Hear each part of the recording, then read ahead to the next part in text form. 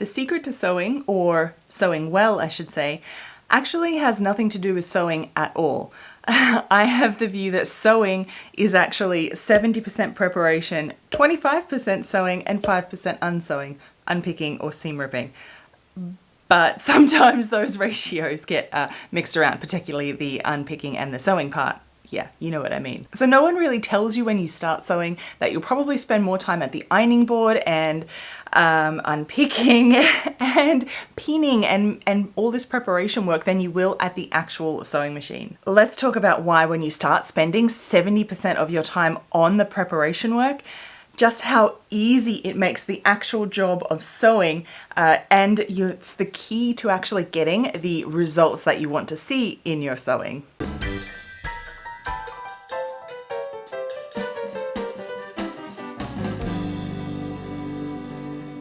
Just the other day, I surveyed my friends over on Instagram about their sewing journeys, and one of the questions I asked was, what do you wish you knew before you started sewing, or you wish that someone had told you? And it was quite remarkable to read response after response of answers of people saying how much they wish they knew that sewing actually had nothing to do with sewing, that they would spend more time ironing and pressing and preparing fabric and pinning, and all this preparation work is something that no one tells you, that you'll spend so much time doing this and far less time actually sewing at your sewing machine. As I've said, something that I've said is that I've always maintained that actual sewing is 70% preparation, and then probably only 25% sewing, and of course there is the 5% of the unpicking or the unsewing or the seam ripping that we all have to do. So this preparation work is really the key to actually sewing really well. When you prepare everything properly first, it makes the job of actually sewing when you're in front of your machine, it makes it so easy, and it's really hard to make a mistake. And when you do all the preparation work, you get the sewing results that you want to see. Most of my students pick this up and understand this quite quickly because of the way I teach and the emphasis that I have on good technique and all of that. But it is something that the pattern envelope doesn't really sort of tell you about. You just sort of get the pattern envelope, and all that is concerned with is the actual sewing of the garment together. It doesn't emphasize all the preparation work you do beforehand, and then during is just kind of lost, and it's something that you just assume that you're supposed to know, that that is the way that sewing is. So what do I actually mean by preparation? How does this help our sewing workflow? Or I should say, what does this look like? So the term measure twice, cut once, it pretty much comes from this. For example, spend time on measuring your pattern, looking at the ease, looking at the finished garment measurements versus your body measurements, and figuring out the ease and what you want so you get a better starting size, leads to less dramas when you're actually trying to sew it together, right?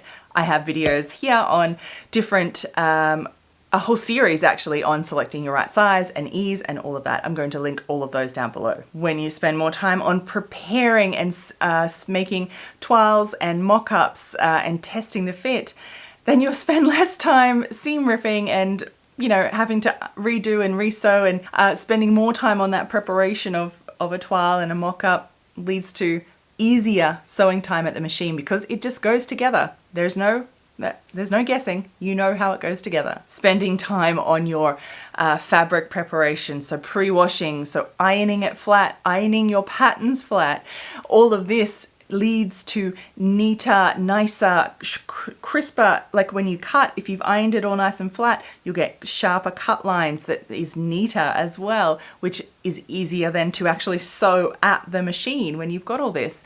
When you've ironed out your pattern properly and it is as the pattern should be, instead of having, you know, folds here, folds there, and then when you cut it out, it just kind of smooth out your fabric, and then it's not actually like the pattern, and of course causes you more dramas that you have to then unpick things and resew, and that's never fun. Spending time on marking all of your notches and all of the markings that are supposed to go, like they're on your pattern for a reason. They're there, so spending the time to transfer those accurately and in a way that will last long enough through your whole sewing process means that when you're actually sewing, it's really easy because all of your markings are already there. And I mean, that is the point of those, is to help you at the sewing machine. So if you don't have your notches and you don't have the markings, it's really hard to try and make your seams match, to know if you've got the front and the back right, if you've got all of these things. So I also have a video here on notches, to different ways of marking them if you're unsure. Link down below, of course, as well. A really big one that I put a lot of emphasis on is spending more time pinning your items together. So you want to make sure that when you pin something, you pin it in a way that is like that it will be sewn. So you want it all eased in properly. You don't want any bubbles. You want the seam, like your seam allowances, to be neat, flush together and pinned in a way that you can really easily, that way that when you get to the machine and you're putting it under here, it's really easy because it's already pinned the way you want it to look when it's sewn. If you're just kind of like winging it and just put a couple of pins and it's a bit wonky and you think, I'll fix it up at the machine.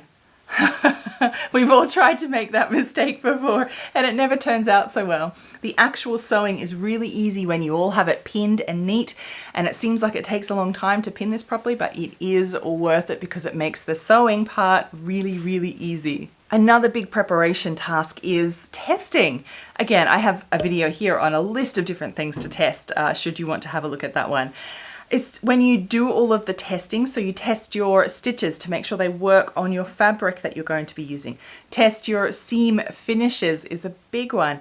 Test all of this first so that when you get to your machine and you're sewing, it's really easy. You're not then fighting with the machine because it's eaten your fabric, or you've got a bad needle, or the overlocking is all terrible and it's just not working and looking nice. You don't have to unpick it and redo it and fight with the machine. Basically, it's already worked out. You've tested it all and it's ready to go. So guess what? I know for me, that makes the sewing job really easy when it's already set up and ready for you. Any experienced seamstress is going to tell you that a big key in preparation and sewing well is press as you go. Basically pressing your garment and your seams as you go along and you're making up the garment. It can seem like a real waste of time, and the pattern envelope doesn't really tell you to do this a lot of the time, and it doesn't stress how important it is, and so you skip it, but it is so, so important. The more time you spend at the ironing board, I promise you, you will instantly get better sewing, like better looking garments if you press as you go. When you press your little, pretend neckline here, when you press your shoulder seams together and they're sitting all flat as you will, it makes doing the next seam really easy because these seams are already sitting flat. The seam allowances are pressed wherever you want them to be. It's easy to get a good result on your next seam that goes on top and on your next seam that goes on top of that. It's all about coming back to the start and doing all of that preparation work along the way that makes the sewing easy. I think particularly when you're first starting, it's about making the space for all of the preparation work, both in time.